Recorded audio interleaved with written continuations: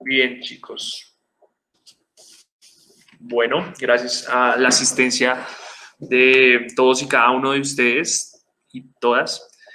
La idea es que hoy pues hablemos de todos esos temas que hemos estado allí mirando, revisando y tratando de comprender la dinámica de la Edad Media. Y entonces en ese orden de ideas, vamos con la presentación del día de hoy. Espero que al final con las imágenes empecemos a hablar un poco. Es un tema muy interesante. Ya van a ver por qué me tardé yo 2 minutos en llegar. Pero sí, la idea es entonces que nosotros podamos pues, revisar precisamente toda esa información. ¿Listo? Entonces vamos acá a abrir la presentación para ustedes. Vamos a compartir pantalla. Bien. Primero les voy a hacer la presentación, voy a hacer algún recorderis de los temas que hemos trabajado. Me avisan, porfa, cuando les aparezca la presentación. Ya.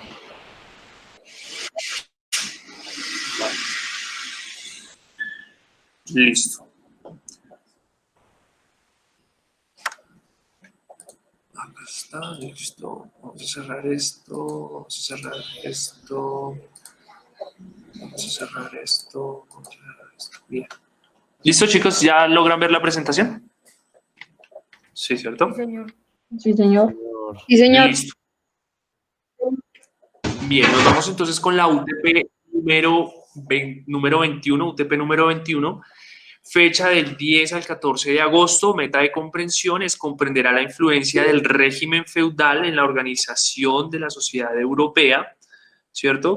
Tenemos entonces, dentro de la Edad Media, ¿no? Desempeño 2, que es el desempeño que estamos trabajando, y es indaga sobre el papel y la influencia de la Iglesia en la organización social medieval. El tema, pues, es el feudalismo, pero también las dinámicas del feudalismo, y entre esas dinámicas tenemos a la Iglesia, ¿vale? No me voy a detener mucho. Este es un mapa que nosotros tenemos, digamos que para la Edad Media, donde habían muchos reinos, muchos ducados, muchos principados, ¿cierto? Y pues allí están todos y cada uno de esos lugares y momentos en los cuales, digamos que vamos a tener que revisar, que ya hemos revisado, cómo se configuraron, cómo esas tribus germánicas y todas esas tribus que vinieron se establecieron en estos reinos, y como resultado pues tenemos aquí un mapa de precisamente esos reinos. Recordemos que entonces los árabes, los turcos y los vikingos estaban por allí rondando, por allí saqueando y incendiando ciudades, bueno, haciendo como este tipo de pillajes y de vandalismo en la medida que robaban y se iban, ¿cierto? Entonces estos reinos empezaron a organizar de manera, o sea, como a manera de fortaleza, ¿cierto? Dentro de esos reinos tenemos a los privilegiados y a los no privilegiados. Eso ya lo sabíamos. Nobleza y la parte de la iglesia que es el clero. La nobleza dividida en unos señores feudales, en unos caballeros, y el clero también utilizado dividido en alto clero y bajo clero. Tenemos los no privilegiados, que básicamente son los campesinos y los que habitaban en las ciudades. Esos habitantes de ciudades posteriormente son muy importantes porque se van a denominar como los burgueses, que van a ser una clase también poderosa, pero eso en el futuro. Por el momento, solamente son los habitantes de las ciudades. Dime. ¿Cuál era más poderoso entre los privilegiados? Entre los privilegiados, entonces vamos a tener que el emperador va a ser el más poderoso. De los privilegiados, ese es el más poderoso. El emperador siempre va a ser ese señor que todo lo puede, todo lo tiene. Sin embargo, el emperador no puede si no tiene reyes, ¿cierto? ¿Se acuerdan que nosotros hablamos de un señor llamado Carlomagno? Sí, Sí, Eso señor. durante las sesiones presenciales, todavía estábamos allí. Carlomagno fue ese gran emperador, ¿cierto? Él tenía reyes en unos terrenos, en unos territorios, y esos reyes a su vez tenían duques, y los duques entonces tenían marqueses, y los marqueses tenían condes, y los condes tenían vizcondes, y los vizcondes tenían barones.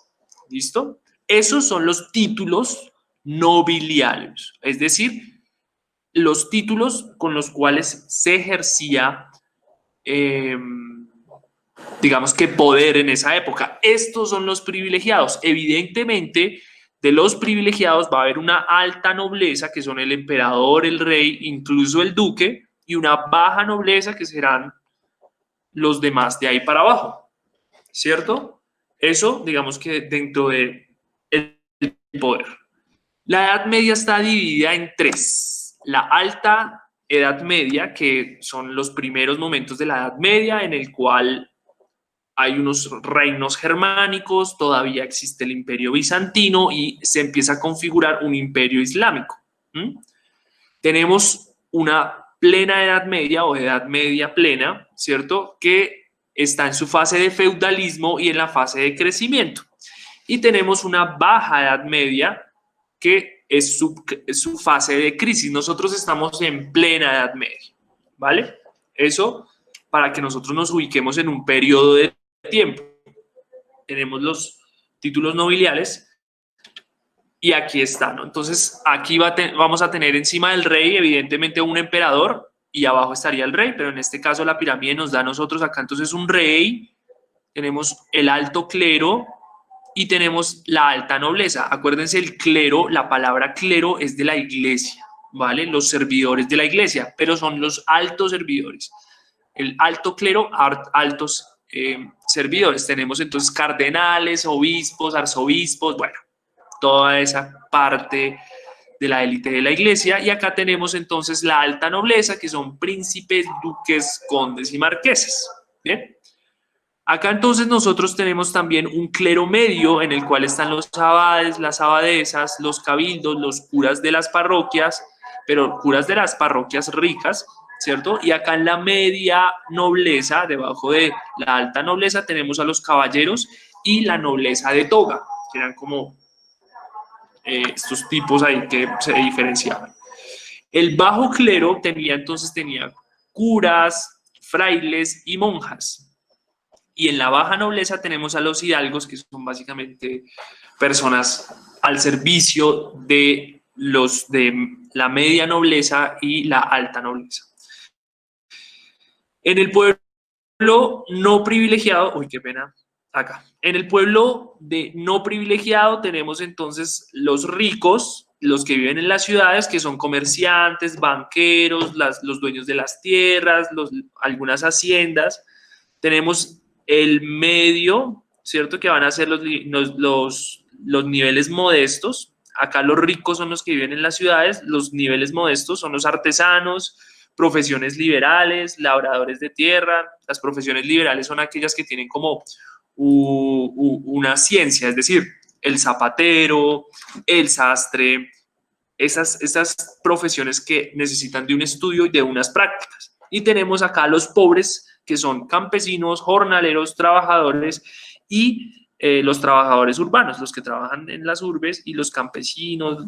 Bueno, esa es como nuestra pirámide social, ya la habíamos visto. ¿Cómo funcionaba? Pues básicamente había una fortaleza, esa fortaleza que era el castillo tenía unas tierras de cultivo y también tenía unos pastos para animales, una tala de árboles, y bueno, todo eso pues generaba, eso era parte del castillo. Aparte del castillo había una aldea, ¿cierto? Fuera del castillo había una aldea en la cual tenían unos prados comunales donde toda la aldea podía ir a llevar a pastar a sus animales, y había otra parte que era la iglesia, ¿cierto? Toda la aldea estaba obligada, no era si quería, a dar el 10% de lo que tenía en casa, de su, digamos, de su siembra, de sus animales, de sus riquezas, o sea, toda la aldea tenía que darle el 10% a la iglesia.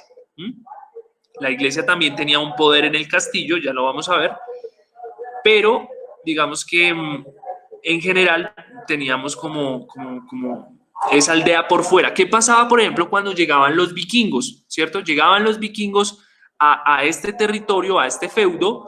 Entonces la aldea se refugiaba dentro del castillo. Sonaban las campanas, todos los campesinos y todos los ciudadanos se metían en esas fortalezas y ya los militares pues defendían a través de sus armas y a través de sus caballeros y a través de su ejército. ¿Vale? Muy interesante cómo están allí organizados, porque hay, digamos que trampas y todo para que no entraran a los castillos. Es muy interesante. Tenemos entonces la iglesia en la Edad Media, ¿cierto? La iglesia en la Edad Media básicamente va a imponer unas obligaciones religiosas. Esas obligaciones religiosas son el diezmo, ¿cierto?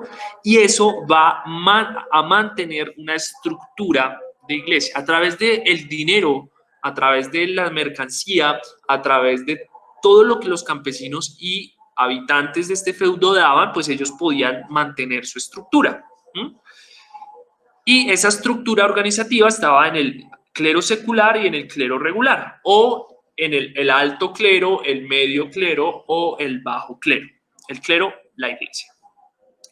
También tenían edificios, utilizaban edificios que básicamente son las iglesias y los monasterios. Las iglesias, entonces, marca los tiempos, ¿cierto? Cuáles son las horas del día y también va a marcar, pues evidentemente, como toda esta parte tradicional de la iglesia y las tradiciones que tienen dentro de la iglesia. Entonces tenían que ir allá a comulgar, a tomarse la hostia, a tomar el vino sagrado, bueno, todo este tipo de cosas.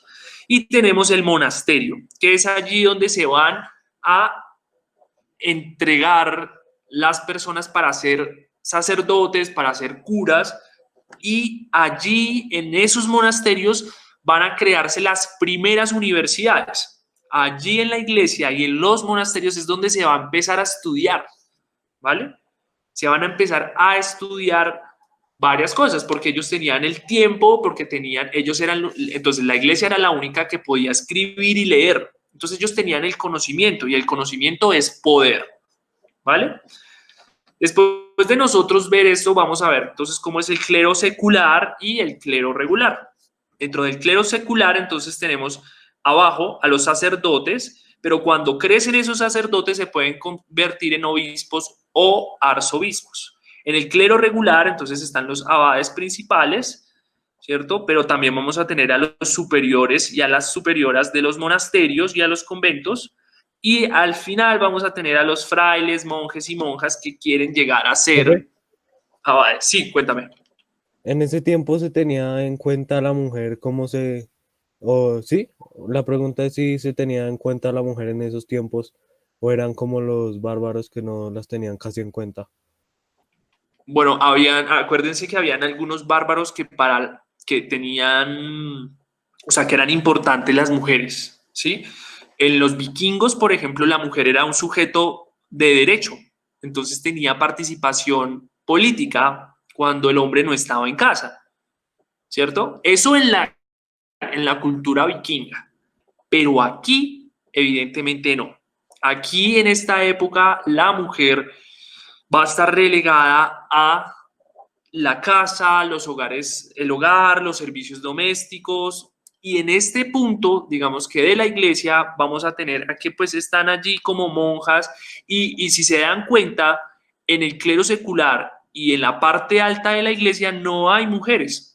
A lo máximo que puede llegar una mujer dentro de la iglesia de la Edad Media es a ser una superiora de un convento. Hasta ahí va a llegar.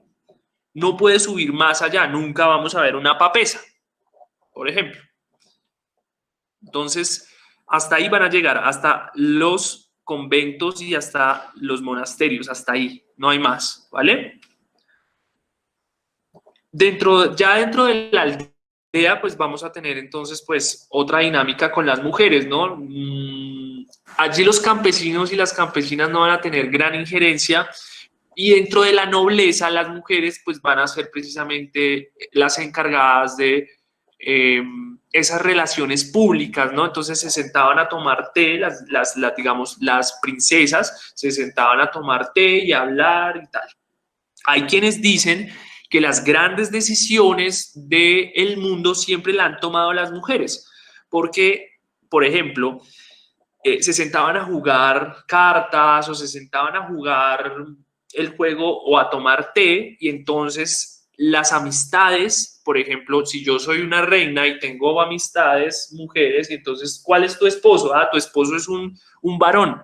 Ay, ¿será que entonces entre esa amistad entre mujeres, ¿cierto? Entonces va a decir, ah, ella me cayó bien, ella es mi amiga, entonces yo voy a ayudarla. Entonces hablo con mi esposo, que puede ser el rey, y, ay, mira, es que este muchacho o este varón es importante, porque no le damos la oportunidad, y había como una influencia política de la mujer que no está escrita. Y finalmente aquí en esta historia de la Edad Media el hombre tiene gran importancia, pero la mujer va a tener aquí una importancia política que no se ha escrito y que no se revisa, pero que evidentemente estaba.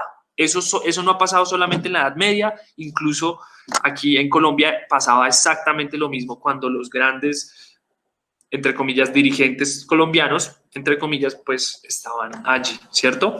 Entonces, aquí tenemos la importancia de la iglesia en la medida económica, política y cultural. En la económica, entonces, ellos lo que hacían era, a cambio de riquezas, ellos ofrecían la salvación. Bueno, ¿usted cuánta tierra tiene? ¿Y usted qué pecados cometió? No, yo creo que si usted me da un pedazo de su tierra, usted está libre de pecados, ¿cierto? Y a través del cobro del diezmo. Entonces había una influencia económica. En la parte política, el Papa era una fuerza muy importante, porque el Papa era quien decidía si ese rey podía ser rey.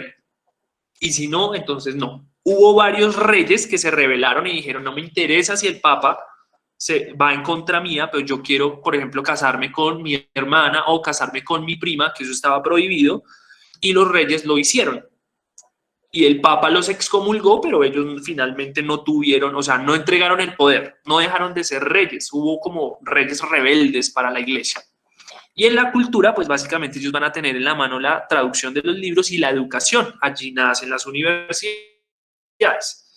Bueno, resulta que voy a dejar de compartir esta pantalla porque resulta que se nos viene una parte interesante de la historia de la iglesia. Bueno, esta iglesia que yo les voy a mostrar hoy en día es una iglesia de hace mucho tiempo. No es la iglesia actual, aunque es la misma institución y son los mismos, la misma organización. Pero lo que ellos estaban haciendo se hizo hace mucho tiempo. No estoy hablando de una iglesia actual, ¿vale? Para que ustedes no sientan que es una agresión a la parte espiritual que posiblemente puedan llegar a tener cada uno de ustedes, ¿cierto? En caso de que sus familias sean católicas.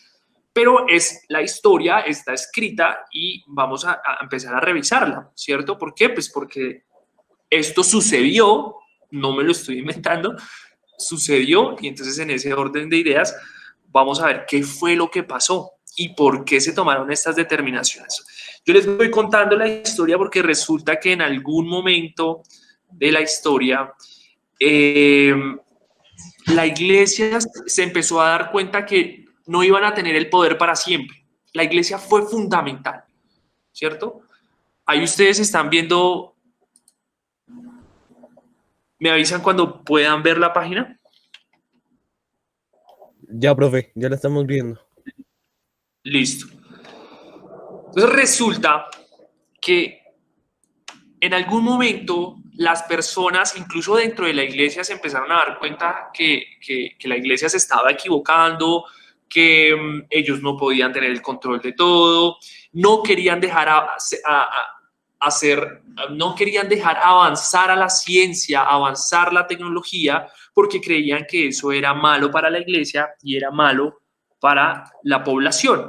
Entonces, ellos empezaron con una institución que se llamó la Santa Inquisición. De eso vamos a hablar la próxima clase. Pero ya digamos que formal y estructuralmente, ¿qué fue la Santa Inquisición? Hoy quiero que ustedes vean cómo eran esos instrumentos en los cuales la gente tenía que de la cual la gente era víctima, ¿cierto? Y que la iglesia y los mismos sacerdotes, abades y superiores de la iglesia lo sabían, lo conocían, lo compartían y además lo impulsaban, ¿vale? O sea, esto estaba institucionalizado, se sabía y habían unos chismosos por allí y solamente por sospecha de que alguien fuera en contra de la iglesia se practicaban este tipo de torturas, ¿vale? Entonces vamos a leer este post que me encontré solamente para entender un poco cómo era que hacían esto. Instrumentos de tortura aterradores. ¿Cuál ha sido el peor aspecto de la Edad Media en Europa? Las enfermedades, las hambrunas, los enanos bailando horribles canciones al ritmo de las mandolinas, que era un espectáculo bizarro. Ninguna de las cosas anteriores supera a la inquebrantable sed de castigo y justicia de los católicos aderezados por sus increíbles instrumentos de tortura. La tortura es un tema muy recurrido en el sitio. Hace más de un año publicamos 3 métodos de tortura. Bueno, eso es como un blog, ¿cierto? De los cuales la cuna de Judas me sigue pareciendo la más dolorosa o más doloroso y perverso de todos. Hoy hacemos referencia a 20 instrumentos de tortura que, por decirlo de forma simple, son la representación material de la maldad humana. Y fue, de hecho, ya esto es un comentario mío, de hecho fue como la primera vez que se pensó una industria de la muerte. ¿Cómo voy a hacer yo para que sufra un ser humano? ¿Cierto? Ustedes saben que antes a las brujas las quemaban y es que eso no es mentira, eso no es un cuento, eso fue verdad, quemaron a las personas vivas. ¿Y saben qué decían cuando se quemaban vivas? Si usted se salva es porque es bruja y si usted muere, morirá en paz y va a ir al cielo porque usted no es bruja. Entonces era como, Dios, muy difícil. El primero de ellos que me pareció muy fuerte fue el zapatos de castigo. Si notan, entonces es una estructura metálica con unos huecos en su interior, en la parte del talón, ¿cierto? Al ser metálicos, los zapatos, pues evidentemente no se doblan, ¿cierto? Y hay unos clavos como en una suela, en una segunda suela que tiene. ¿Qué pasa cuando uno pisa ese zapato? Se entierra los clavos. Se entierran los clavos. Entonces vamos a leer. No sé si alguien quiere ayudarme a leer este pedazo. Yo, Dice, profe. dale. El primero que dijo yo. Dale. El castigo consistía en un par de zapatos metálicos con 3 tauchelas en la parte del talón. El torturado debía permanecer en puntillas todo el tiempo. No conforme con esto, era muy habitual que los zapatos se conjugaran con otro instrumento que inmovilizaba las manos y la cabeza, haciendo que el cuerpo permaneciera erguido. Entonces, al ser un zapato de metal, no se dobla. Entonces, tenía que estar en una posición muy incómoda, a lo que en algún momento la persona que estaba acusada de herejía o acusada de brujería o acusada de tener pensamientos diferentes a los de la iglesia, ¿cierto? Era condenada a un castigo. Este es el más, digamos que uno de los más sencillos. ¿Listo? Vamos con el segundo. El tenedor de los herejes. ¿Alguien me quiere ayudar a leer esto? Listo, dale.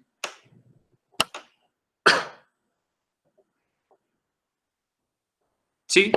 ¿Yo, profe? Sí, dale tú. Ah, el tenedor de los herejes. Sí. Dotado de 2 puntas en cada uno de sus extremos, este cruel tenedor estaba ideado para que los herejes confesaran, permitiéndoles mover la boca únicamente para hablar susurrando. Por medio de un cinturón se fijaba el tenedor al cuello del torturado.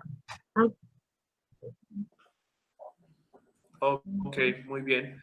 Bien, entonces tenemos aquí otro método que básicamente mantenía el cuello en una posición antinatural y si hacía algún movimiento, pues evidentemente iba a ser dos heridas muy fuertes, muy grandes. Una en la Profe, parte de aquí, que es como donde se unen las clavículas, y acá abajo del mentón. Cuéntame. profe, esto no se parece para mí más o menos a la película de Jigsaw. No sé si te la habrás visto. ¿Cuál película? Jigsaw, la del Ah, muñeco ok. ese que... Sí, sí, sí. Sí, más o menos de esa, de eso estamos hablando, sí.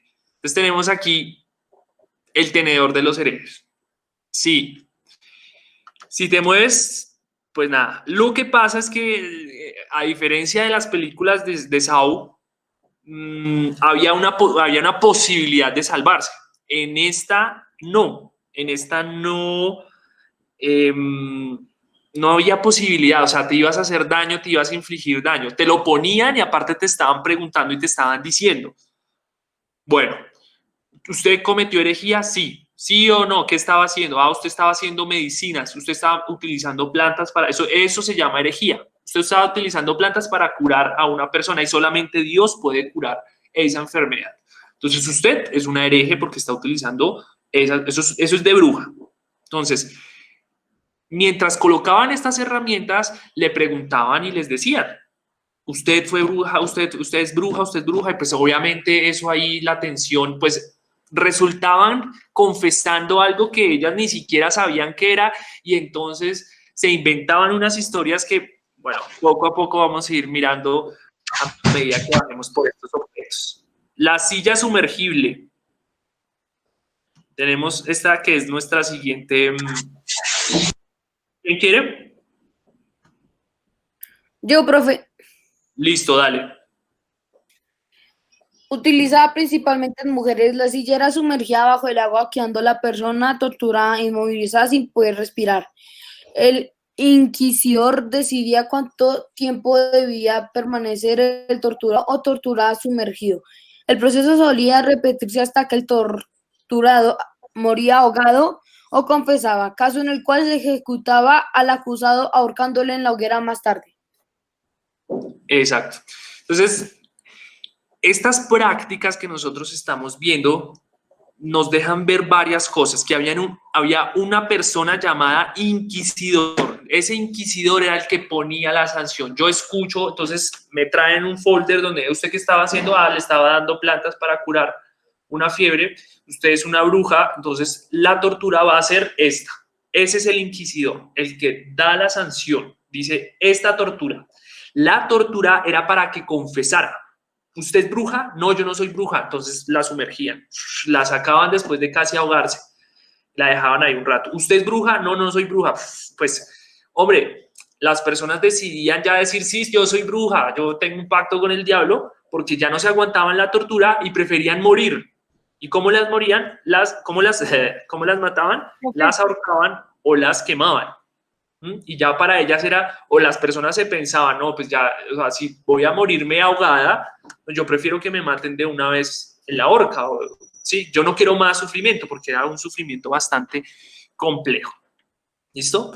Bien, tenemos entonces esta que es la silla sumergible. Tenemos las botas. Entonces, que bueno, a mí me cuesta leer, entonces que es un tema muy interesante. Me parece loco que la iglesia se haya pensado todo un material para torturar a la gente. Eso no me cabe en la cabeza. ¿Listo? Las botas. ¿Quién me quiere ayudar?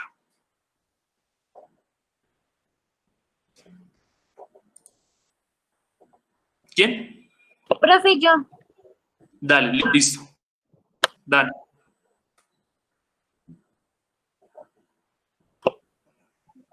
Las botas. Las piernas de la víctima se colocaban entre dos planchas de madera que se unían por medio de cuerdas. Entre las piernas se situaba unas cuñas que la persona que realizaba la tortura golpeaba repetidamente con un martillo. Se pedía introducir hasta una docena de estas cuñas. Cada vez que se realizaba un golpe preciso de los huesos de las piernas se fragmentaba. Cuando se retiraban las tablas, lo que antiguamente eran las piernas se convertían en un amasijo de huesos rotos que tan solo la piel impedía que cayeran en el suelo. Bien. Entonces tenemos allí Ustedes ven que hay varias personas alrededor, ¿no?, de la persona y pues un verdugo que está golpeando esas cuñas metálicas allí, ¿no? Es como si clavara. Listo. Entonces, a medida que le iban haciendo esta práctica, a medida que iban quebrando sus huesos de las piernas, las personas que están al lado le estaban diciendo, le están preguntando, ¿usted tiene algo que confesar? ¿Usted tiene algo que decirnos? ¿Usted está siendo acusado porque usted estaba haciendo, no sé, por qué otra cosa los torturaban? Por ejemplo, Profe, por leer y escribir, ¿no? por leer y escribir, sí, allá iba. Porque estaban leyendo documentos, porque quería aprender a leer y a escribir, o porque ya sabía leer y a escribir y no sé, alguna cosa, o porque tenía alguna crítica hacia lo que estaba haciendo la iglesia. Es más, criticar la Inquisición era un motivo para que lo torturaran o para que lo asesinaran, solamente por sospecha. Yo hoy digo, a mí me parece que ella es bruja. Yo como ciudadano, en una casita, en la aldea, voy y le digo al inquisidor, yo creo que esa persona hace brujería. Y solamente por eso ya la llevaban a la Inquisición, ¿vale? Bien, tenemos entonces esta. Tortura con el agua. Vamos a ver. ¿Quién me quiere ayudar con esta? Yo, profe. Listo, dale. Se ataba a la víctima con un alambre de espino y se le tapaba la boca con trapos para que no pudiese vomitar. Por medio de unos tubos se introducía por los conductos nasales agua hasta que su estómago estuviese a punto de explotar. Al hincharse el abdomen, los alambres de espino se clavaban en el cuerpo. Forcejeo causado por el agudo dolor de sentir como tu estómago está a punto de explotar. Causaba que el alambre de espino se clavara en tus muñecas y tobillos. Pero esto no era todo. Una vez hinchados, los verdugos empezaban a pegar patadas y saltar encima hasta que el estómago explotaba y causaba la muerte. Este es el único método de tortura no medieval. Era aplicado por los japoneses a los prisioneros de guerra durante la Segunda Guerra Mundial. Bueno, este es como un método de tortura ya, Como una fatality. algo así. Bien, aquí tenemos una que se llama la zarpa de gato, que yo tenía aquí en la presentación otro tipo de... Bueno, vamos a pasar. Entonces, esta la va a explicar rápidamente. El verdugo como con un rastrillo metálico, lo que hacía era rascarle la piel, pero pues no solamente le rascaba, sino lo cortaba básicamente como las uñas de un gato, por eso se llama zarpa de gato. El potro, bueno, era una en la cual se jalaban las piernas y los pies, descuartizamiento por caballos, entonces habían varios caballos que jalaban cada una de las extremidades hasta que de alguna manera pues se le partían sus brazos e incluso se los quitaban. La pera, bueno, no quiero hablar de ese, es muy difícil. El colgante, el aplastador de cabezas, bueno, quemado en la estaca, la cuna de Judas. Acá. Este sí me gustaría que ustedes lo leyeran, entonces no sé, este va a ser el último y vamos a hablar de esto. ¿Quién me quiere ayudar? Yo, profe. Bueno. Esto se podría considerar una forma evolucionada de la cuna de Judas. Se obliga a la víctima a sentarse sobre una cuña de metal extremadamente afilada. El peso del cuerpo unido de las cadenas de las bolas pesadas se le unían a los tobillos, causaban que se fuera clavando el metal en el cuerpo hasta que causaba la muerte. Normalmente desgarramiento, aunque en algunos casos si el cuerpo se torcía podía incluso amputar una extremidad. Digamos que, bueno, tenemos esta que me parece difícil. Tenemos otra silla donde sentaban a las personas para que dieran su testimonio, ¿no? Pues como pueden ver, son clavos, se sentaban en clavos y empezaban a interrogarla. Bueno, en el empalamiento, este también le hacían a las brujas. Este no lo entendí muy bien. Bueno, listo. Bien, eso básicamente es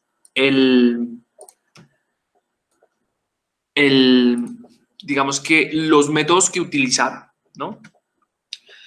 Entonces yo quiero que hablemos un poquito de eso. ¿Qué piensan ustedes de este sistema de control? Porque es un sistema de control social en el cual, pues, si pensabas de una manera diferente, si criticabas a la iglesia, si hacías algo que no estaba dentro de los mandatos de Dios, pues finalmente ibas a terminar torturado y muy posible muerto, ¿no? Entonces yo quiero que hablemos un poco sobre esa situación. No sé, ¿qué opinan ustedes? ¿Qué piensan ustedes?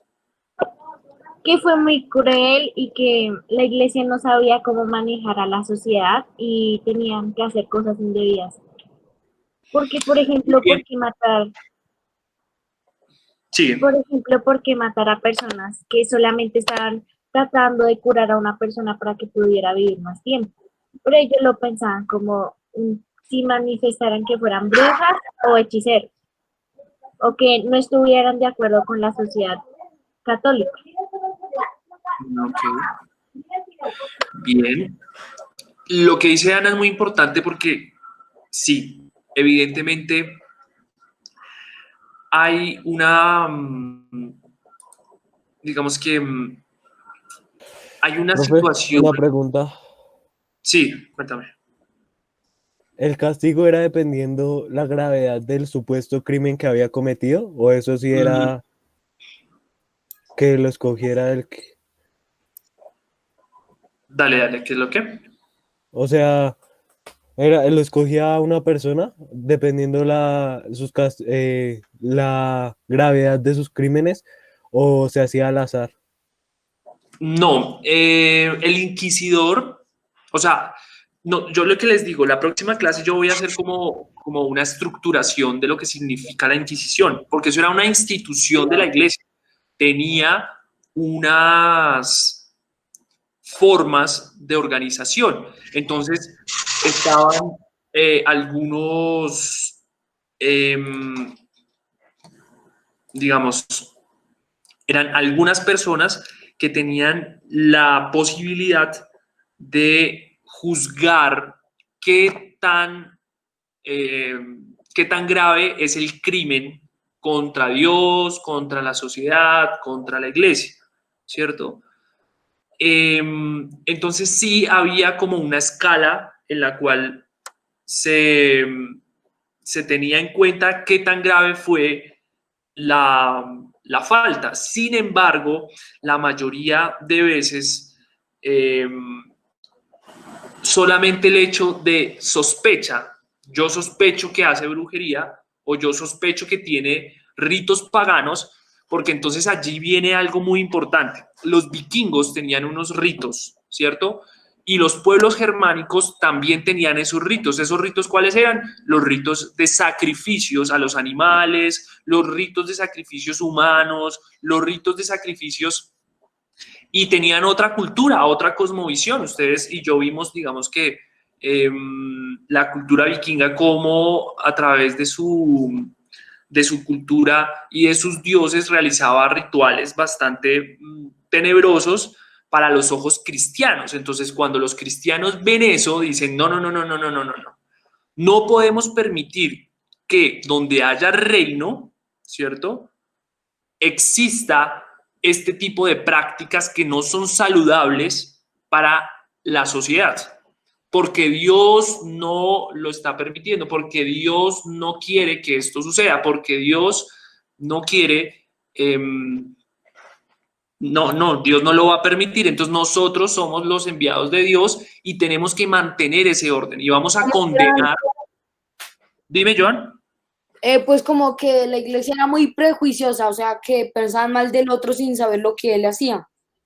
Entonces, cuando veían a una persona hacer una cosa, creían que el otro también lo hacía. Entonces, por eso es que pasaba eso, porque eran muy prejuiciosos con los demás. Claro, no, y no podían permitir. ¿Esto será que no causaba terror? yo les pregunto entonces, ¿ustedes para qué creen que la iglesia hacía este tipo de eventos y de públicos? Incluso a veces eran públicos, lo ponían delante de todo el mundo, que todo el mundo lo viera. Para causar ¿Ustedes miedo al para qué resto de creen personas, que lo para saber hacían? que el que se le negaba, pues, lo iban a Podía sufrir. castigar de ese tipo de forma. Puede ser, sí, muy bien. Johan, ¿qué vas a decir? Pues como que la iglesia, bueno, lo mismo que Josué, solo que ellos como que aplicaban la fuerza para ser más respetados. O por respeto, para exigir respeto, muy bien, Dana. Para que los demás no hicieran lo mismo que estaban haciendo los supuestos brujas, hechiceros, los que pensaban diferente, mejor dicho. Ok, muy interesante, Para que bien, no se les como revelara, ejemplo, para que no como se revelaran. escarmiento, ¿no? Ya saben lo que les espera si ustedes hacen esto. Sí, o sea, como que les decían que eran inferiores no porque hacían o cosas que ellos pensaban que eran malas, pero para ellas eran buenos. Ok, muy bien. Dana, ¿ibas a decir algo? Sí, señor, para que el público vieran que lo que hacían ellos y para que ellos creerse más que las otras personas y vieran los castigos que se hacían por lo que ellos habían hecho supuestamente. Muy bien. Sí, evidentemente todas las razones que ustedes están diciendo son ciertas. Ahora, que esto sea bueno, sea malo, en esa época era bueno porque era la ley. En esa época era bueno porque así lo dictaminaba la iglesia como institución. Y la iglesia era quien le daba el poder al rey. Recuerden que el rey era Dios encarnado en la tierra. Yo soy la representación de Dios, yo tengo que ser un rey justo y la O, iglesia profe, tiene que apoyarme. Dime. o para los griegos el rey no era Dios, sino para otras culturas el rey era descendiente de un dios o de los dioses. Entonces, Exacto, por el eso era rey el que más lo respetaban. Ujú.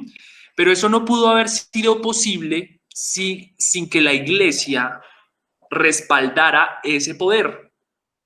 Si la iglesia respalda ese poder, entonces, bueno, ya hay dos instituciones que son muy fuertes y entonces vamos a ver que hay que respetar a la iglesia, que debemos prestarle atención a la iglesia, que no podemos juzgar ni podemos emitir juicio alguno de si está bien o está mal lo que la iglesia hace.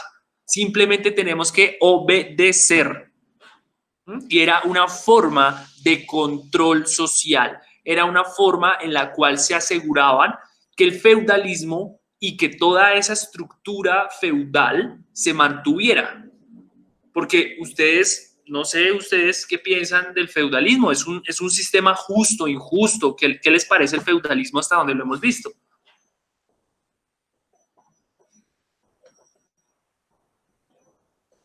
Por ejemplo, ¿qué piensan del diezmo? El hecho de que yo obligatoriamente tenga que sacar mi 10% para llevárselo a la iglesia.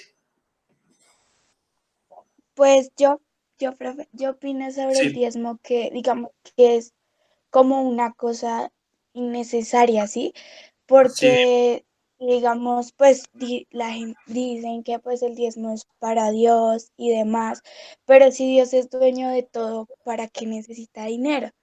Entonces, pues no, como que esa lógica no me cabe en la cabeza. muy interesante tu análisis. Evidentemente, también para mí no tendría sentido. Dios no necesita dinero. ¿Quién necesita el dinero?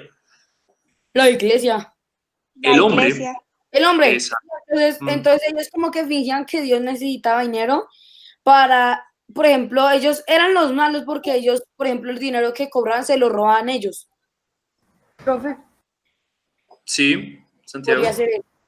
sería como si les metieran esas cosas en la cabeza para que pagaran los impuestos. Claro, ellos necesitaban, imagínense, si yo no doy mi diezmo, si yo trato de leer y escribir, si yo realizo cosas que quiero realizar y de repente no gusta a la iglesia, pues me van a torturar y me van a matar porque no funciono dentro de ese sistema. Entonces la Inquisición fue precisamente esa, esa estructura que permitió que las personas dijeran, uy, necesitamos obedecer, necesitamos seguir nuestro camino porque si no nos va a pasar eso, ¿no? Yo prefiero vivir y pues por el miedo de morir, evidentemente, pues no lo permiten, ¿no? Entonces, los descubrimientos científicos se retrasaron mucho, o sea, nosotros vivimos, la humanidad vivió 1000 años en una edad oscura, se llama la Edad Media, a veces se conoce como la Edad Oscura, porque no hubo gran desarrollo en el pensamiento humano. ¿Por qué no hubo desarrollo en el pensamiento humano? Porque la iglesia no lo permitió. Entonces, los descubrimientos científicos, eso era brujería, eso era hechicería. La iglesia creía que la tierra era plana. ¿Quién va a decir lo contrario? Galileo Galilei, ¿cierto? También que observó las manchas solares y observó una gran cantidad de cosas, hizo teorías sobre el movimiento de los cuerpos celestes y también impulsó el telescopio, ¿no? O sea, como que transformó el telescopio para que se pudiese ver. Y la iglesia le dijo, o usted se retracta, porque Galileo Galilei era una persona, pues de pronto ustedes lo han escuchado, era muy importante, muy científica, que estaba pues precisamente en este periodo de tiempo, y dijo ciertas cosas que a la iglesia no le gustaron. ¿Por qué? Porque llevaba la contraria a lo que la iglesia estaba diciendo de la creación. Dios creó el universo en 7 días.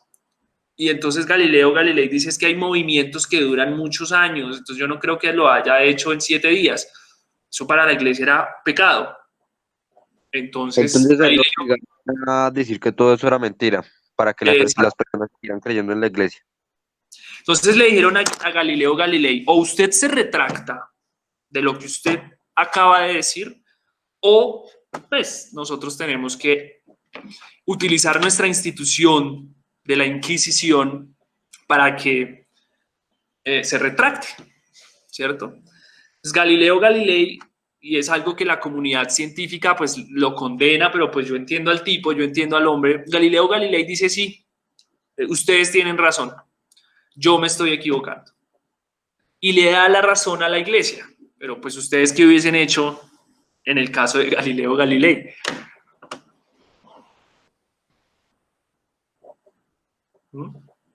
Es una situación bastante compleja. Bueno, chicos, una sesión bastante violenta. Es una sesión, digamos que nos pone a pensar muchas cosas y a reflexionar sobre otras. Y pues también nos enseña a que muchas veces ese uso de la fuerza para tener la razón todavía se utiliza en nuestra comunidad, todavía se utiliza en nuestra época. Quien no tenga o quien tenga pensamientos diferentes a los que tiene el Estado o a los que tiene, bueno, sí, como que si vas en contra del Estado, ¿qué va a pasar también en este país, no? ¿Qué pasa con los líderes sociales? ¿Por qué los estarán asesinando? ¿Bien? Bueno. Chicos, esto es todo por el día de hoy. Espero que se hayan interesado un poco como en este tipo de cosas. Si ustedes quieren buscar más información, ya que están allí frente al computador sobre qué es la Inquisición y qué otras prácticas tenían, acá tocamos unas muy rápidamente. Hay películas de esto, hay videos donde muestran con muñecos cómo eran estas torturas, en las cuales las personas al estar en esas torturas confesaban cosas increíbles, como por ejemplo, es que yo vi al diablo y le entregué mi alma y él me dio este amuleto. O sea, la gente en medio de la tortura y en medio del dolor, para que ya no torturaran más, ¿sí? Para que ya no lo torturaran más o la torturaran más, se inventaban historias fantásticas para que los asesinaran rápido y ya no sufrieran más. Y entonces la iglesia decía, ¿sí ve? La tortura sirve. ¿Por qué? Porque está confesando que se reunió con el diablo. Es una bruja, es un brujo, es un hechicero. Pero eran las personas ya que ya no querían más tortura y querían que los asesinaran, preferían que los asesinaran antes que los siguieran torturando. Entonces, difícil, ¿no? Una parte de la historia de la humanidad difícil, porque también eran personas pensando cómo hacerle daño a otras personas y de manera institucional. Bueno, chicos. Les dejo ahí abierta la invitación. Si hay comentarios, también los pueden hacer. ¿Dudas, inquietudes con respecto a esto? No, señor. Bueno. Chicos, muchas gracias. Espero también que vean otras cosas. Ya no se queden como con estos temas aquí. Hay que revisarlos, pero son episodios oscuros de la humanidad. Bueno, chicos. Un abrazo para todos y cada uno de ustedes. Próxima semana tenemos evaluación, así que pónganse las pilas a revisar los temas, a revisar los videos que no han revisado. Recomendación, si no han hecho sus ejercicios, sus actividades, de pronto hay un chance para entregarlos. No sé si lo van a dar, no sé si no lo van a dar. Estamos a la espera a ver qué va a pasar. Entonces, si tienen actividades pendientes, porfa, complételas. Listo, chicos, un abrazo para todos y cada uno de ustedes. Chao, chao, chicos.